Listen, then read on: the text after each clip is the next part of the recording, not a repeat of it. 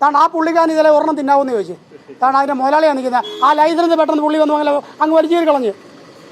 വലിച്ചേരി പുള്ളിയുടെ പുകയിലുണ്ട്. സാറേ ഇത് കൊടുക്കുന്നത് റെയിൽവേ സ്റ്റേഷനിലാണ് കൊടുക്കുന്നത്. എത്രയോ മലയാളികൾ തിന്നുന്ന, കുഞ്ഞുങ്ങൾ തിന്നുന്ന. ഇവനൊക്കെ ഇതിന് കൂട്ടിരിക്കാവും. ഇവനെയൊക്കെ തൂക്കിക്കയറ്റണം. തൂക്കുമരുന്ന് എന്നറിയോ ഈ ആഹാരത്തിൽ ഇങ്ങനെ കാണിക്കാൻ ശ്രമം. ഇവനറിയാതെ ഇത് പോത്തിരി സംഭവം. ആഹാരത്തിൽ ഒരിക്കലും ചെയ്യരുത്. ഒന്ന് വിളിച്ച് കാര്യങ്ങൾ പറയാം. കാര്യം കണ്ടം നിർത്താൻ ഞാൻ ഏത് കോടതി കയറി പറയാനും ഈ പറഞ്ഞ പോലെ പറയാൻ ഞാൻ നല്ല ചങ്കൂറ്റുണ്ട് എനിക്ക്.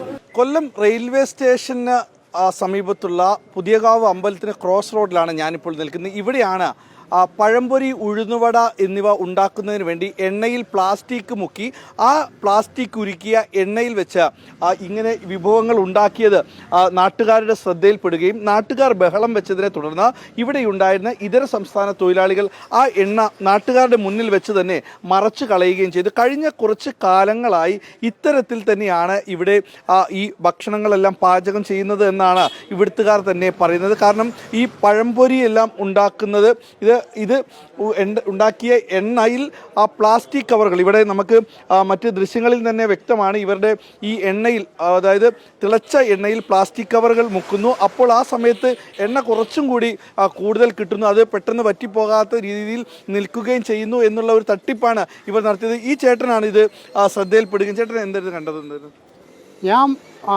എനിക്ക് ഓടമുള്ള, ഞാൻ മുമ്പേ ഇത് പറഞ്ഞു കഴിഞ്ഞാൽ എനിക്ക് എഫ്സയിലാണ് ജോലി. എൻ്റെ വീട് മാവേലിക്കരയാണ്.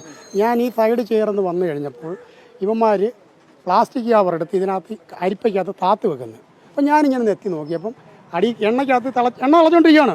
ആ എണ്ണയ്ക്കകത്ത് പ്ലാസ്റ്റിക് കവർ ഉരുക്കിക്കൊണ്ടിരിക്കുക. അപ്പോൾ ഒന്ന് വേറെ 2 യാത്രക്കാരെ വിളിച്ച് കാണിച്ചിട്ടുണ്ടെങ്കിൽ അത് ഞങ്ങൾ സംസാരിച്ച് ഇത് കൊല്ലം റെയിൽവേ സ്റ്റേഷനിൽ കൊടുക്കേണ്ട ഇത്. ഇവന്മാർ പെട്ടെന്ന് എന്താ പറയുക, ഇത് ഈ എണ്ണ എടുത്ത് കൊണ്ട് കളഞ്ഞവിടെ. ആ എണ്ണ കൊണ്ട് കളഞ്ഞതിൻ്റെ ആ എണ്ണയ്ക്കകത്ത് പ്ലാസ്റ്റിക് കവർ കിടക്കുന്നത്. ഹെൽത്തിനെ വിളിച്ചിട്ടുണ്ട്, പോലീസുകാർ വന്നിട്ടുണ്ട്. പിന്നുള്ള നടപടിയെന്ന് പറഞ്ഞാൽ നിങ്ങൾ കൊല്ലം റെയിൽവേ സ്റ്റേഷനിൽ ഇത് അറിയിക്കണം. ഈ പ്ലാസ്റ്റിക് കവർ ഉരുക്കിയാണ് യാത്രക്കാർ മൊത്തം കഴിക്കുന്നത്.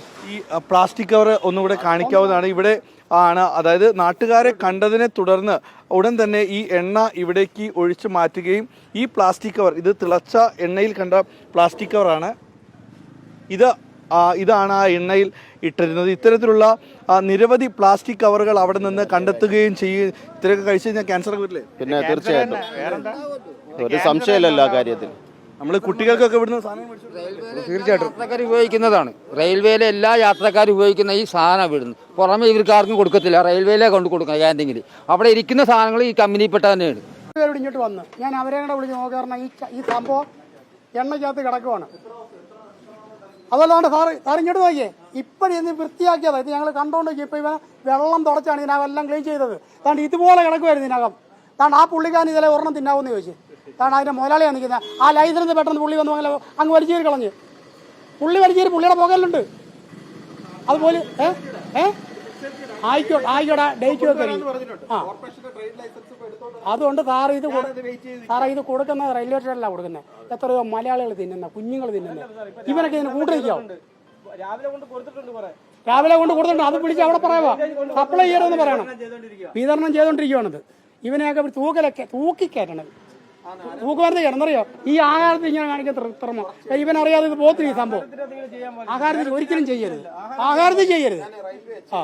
ഒന്ന് വിളിച്ച് കാര്യങ്ങൾ പറയാം. കാര്യം കണ്ടം നിർത്താൻ ഞാൻ ഏത് കോടതി കയറി പറയാനും ഈ പറഞ്ഞ പോലെ പറയാൻ ഞാൻ നല്ല ചങ്കൂറ്റുണ്ട് എനിക്ക്.